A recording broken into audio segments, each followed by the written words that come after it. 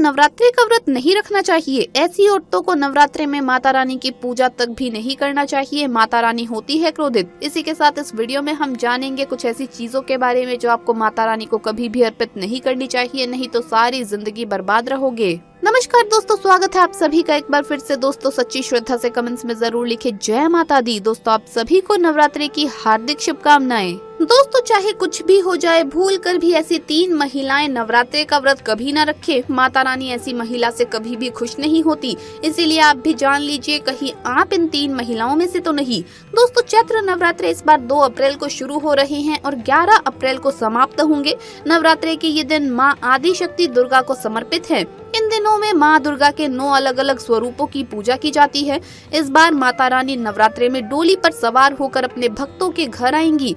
नवरात्रि के पावन अवसर पर माँ दुर्गा को प्रसन्न कर उनका आशीर्वाद प्राप्त करने के लिए ये समय सर्वोपरि है, क्योंकि ये समय अति उत्तम और बहुत ही खास माना जाता है। लेकिन क्या आप जानते हैं कुछ ऐसी महिलाएं हैं जो इस व्रत को ना ही रखें तो अच्छा है। मान्यताओं के अनुसार आज हम जिन महिलाओं की बात करने वाले हैं दोस्तों, उन्हें नवरात्रों के व्रत से हमेशा दूर रहना चाहिए, नहीं तो माता आपसे क्रोधित हो सकती है। आपके साथ कुछ भी बुरा हो सकता है, आपके पति किसी संकट में आ सकते हैं। तो चलिए जानते हैं, लेकिन उससे पहले आपसे रिक्वेस्ट है कि वीडियो को लाइक करें, अपने दोस्तों के साथ शेयर करें और अगर आपने अभी तक चैनल को सब्सक्राइब नहीं किया तो सब्सक्राइब करके बेल आइकन जरूर प्रेस कर ले। दोस्तों नंबर 1, तलाकशुदा महिला।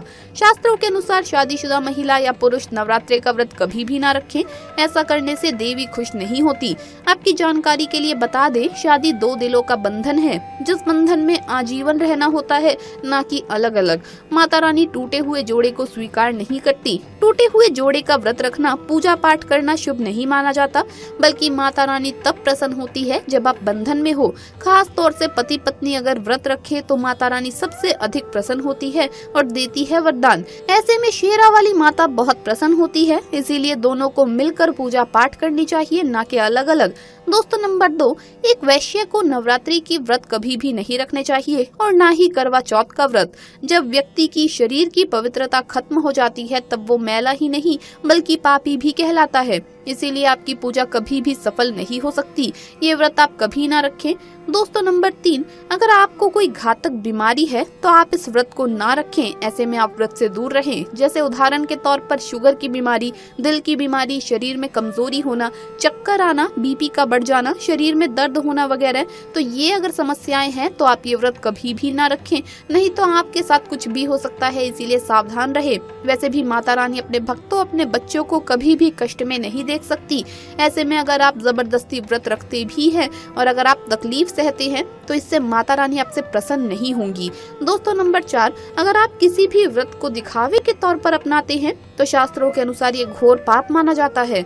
ऐसा करने से आप देवताओं का मजाक ही नहीं उड़ाते बल्कि आप पाप के भागीदार भी बनते हैं। देवी माँ भी ऐसे लोगों से प्रसन्न नहीं होती बल्कि उन्हें बर्बाद कर देती है। देवता तभी प्रसन्न होते हैं जब आप सच्चे दिल से उन्हें पुकारे और शास्त्रों का पालन करें। दोस्तों नंबर 5, अगर आपको बार बार गाली देने की आदत है तो आप जितना जल्दी हो सके इस आदत को छोड़ दीजिए। अगर माता रानी को प्रसन्न करना है और व्रत व पूजा पाठ करना है तो जुबान से मीठे बोल ही बोले। अधिक से ज्यादा कड़वे बोल माता सरस्वती का अपमान करते हैं और आप भी पाप के भागीदार बन जाते हैं। तो दोस्तों ऐसे लोगों को माता रानी की पूजा से, माता रानी के व्रत से हमेशा दूर रहना चाहिए। आइए अब जानते हैं उन चीजों के बारे में जो आपको गलती से भी माता रानी को अर्पित नहीं करनी चाहिए, वरना माँ हो जाती है क्रोधित। दोस्तों भूल कर भी माता रानी को ये चीजें कभी भी अर्पित मत करना, नहीं तो सारी जिंदगी बर्बाद रहोगे। नंबर 1, नवरात्रि के दौरान शादीशुदा महिलाओं को सफेद कपड़े पहनकर पूजा पाठ नहीं करनी चाहिए। साथ ही साथ काले कपड़े भी नहीं पहनने चाहिए, इससे पूजा व्रत आदि खंडित हो जाते हैं। माता की चौकी जब आप लगाएं तो उसके नीचे कागज नहीं लगाना चाहिए। माता की चौकी हमेशा लाल कपड़ा बिछाकर ही बनानी चाहिए। नंबर 2, नारियल माता को अर्पित नहीं करना चाहिए। हिंदू धर्म में नारियल को समृद्धि, धन, श्रद्धा और सम्मान का सूचक माना जाता है। नारियल को श्रीफल भी कहा जाता है।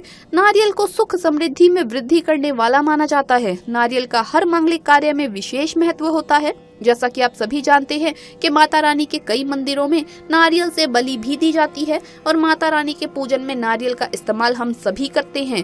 खासकर कलश की स्थापना नारियल रखकर ही की जाती है। माता रानी के पूजन में हम नारियल इस्तेमाल करते समय कुछ गलतियां कर बैठते हैं। दोस्तों नारियल कई प्रकार के होते हैं। एक हरा, दूसरा सूखा जिसके अंदर पानी होता है।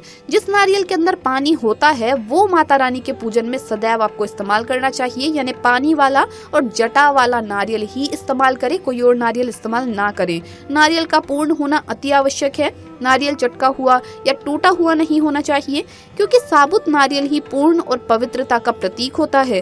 साबुत नारियल ही सुख समृद्धि का प्रतीक होता है। साबुत नारियल को ही श्रीफल यानी कि माँ लक्ष्मी का फल कहा जाता है। नवरात्रि में माता रानी के कलश की स्थापना करते समय जटा वाला यानी पानी वाला नारियल ही कलश पर स्थापित करना चाहिए। साथ ही ये ध्यान रखना चाहिए कि नारियल को सदैव कलश के ऊपर लेटा कर रखना चाहिए। घट स्थापना करते समय कभी भी नारियल को खड़ा करके नहीं रखा जाता।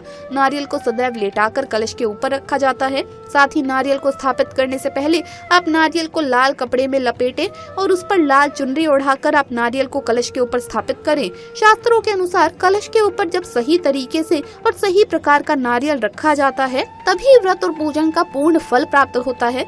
ये भी ध्यान रहे कि महिलाएं माता रानी को नारियल अर्पित तो कर सकती हैं, लेकिन कभी भी माता रानी के सामने नारियल को भूल कर भी ना तोड़ें, क्योंकि नारियल बीज रूप होता है और स्त्रियां बीज रूप से ही शिशु को जन्म देती है। इसीलिए कभी भी महिलाओं को नारियल नहीं तोड़ना चाहिए। नंबर 3, लौंग।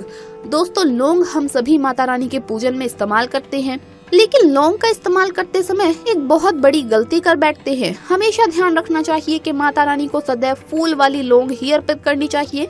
जिस लौंग के ऊपर फूल नहीं होता या फिर जिस लौंग के पीछे लकड़ी की डंडी नहीं होती उसे आप माता रानी के पूजन में भूल कर भी इस्तेमाल ना करें। फूल वाले लौंग को ही पूर्ण माना जाता है और माता रानी के पूजन में कोई भी अपूर्ण वस्तु, कोई भी खराब वस्तु या टूटे हुए अक्षत इस्तेमाल नहीं करने चाहिए। इसीलिए सदा माता रानी के पूजन में फूल वाली लौंग का ही इस्तेमाल करें। दोस्तों, नंबर 4, तुलसी के पत्ते अर्पित नहीं करने चाहिए। माँ दुर्गा के पूजन में तुलसी पत्र का इस्तेमाल करना वर्जित माना जाता है। तुलसी पत्र के अलावा आंवला भी माता रानी को अर्पित नहीं करना चाहिए और दुर्वा भी माता रानी को अर्पित नहीं करना चाहिए। दुर्वा भगवान श्री गणेश को अति प्रिय है। नवरात्रि में आप भगवान गणेश को दुर्वा अर्पित कर सकते हैं और फिर देखिए इसका चमत्कार, आपके घर में सब कुछ मंगल ही मंगल होगा। भगवान विष्णु जी को तुलसी के पत्ते अवश्य अर्पित कर सकते हैं, लेकिन माता रानी को भूल कर भी तुलसी के पत्ते या दुर्वा अर्पित ना करें। माता रानी को सफेद फूल भी अर्पित ना करें। माता रानी को सदैव लाल रंग के फूल अर्पित करने चाहिए। लाल रंग के फूल माता रानी को अति प्रिय है। खासकर माता को गुड़हल और कमल के फूल अति प्रिय है। शास्त्रों में बताया जाता है कि घर में माता रानी की 2 या 3 मूर्तियां या फोटो नहीं होनी चाहिए। इस बात का भी आप विशेष ध्यान रखें कि माता रानी के पूजन में कोई भी खंडित चीज का इस्तेमाल ना करें। खंडित चीज जैसे कि चटका हुआ या टूटा हुआ दीपक या फिर चटका हुआ कोई भी बर्तन। साथ ही ये भी ध्यान रहे कि लोहे के और प्लास्टिक के बर्तन आप माता रानी के पूजन में इस्तेमाल ना करें, क्योंकि प्लास्टिक के चाइनीज बर्तन हड्डियों के पाउडर से मिलकर बनते हैं। ऐसा ना करें। ऐसे बर्तनों को माता रानी के पूजन से सदैव दूर रखें। माता रानी को जो भी कुछ अर्पित कर रहे हैं उन्हें सूंघ कर नहीं चढ़ाना चाहिए। कभी भी आपको कोई भी पूजन सामग्री सूंघनी नहीं चाहिए। सूखे हुए फूल या गिरे हुए फूल या फिर मुरझाए हुए फूल माता को अर्पित ना करें। तो दोस्तों, आपको ये गलतियां माता की पूजा में नहीं करनी चाहिए। आपको ये वीडियो कैसा लगा हमें कमेंट्स में जरूर बताएं। इस वीडियो को लाइक करें, अपने दोस्तों के साथ शेयर करें और अगर आपने अभी तक चैनल को सब्सक्राइब नहीं किया तो सब्सक्राइब करके बेल आइकन जरूर प्रेस कर ले। जल्द मुलाकात होगी अगली वीडियो में। जय माता दी। आप सभी को नवरात्रि की हार्दिक शुभकामनाएं।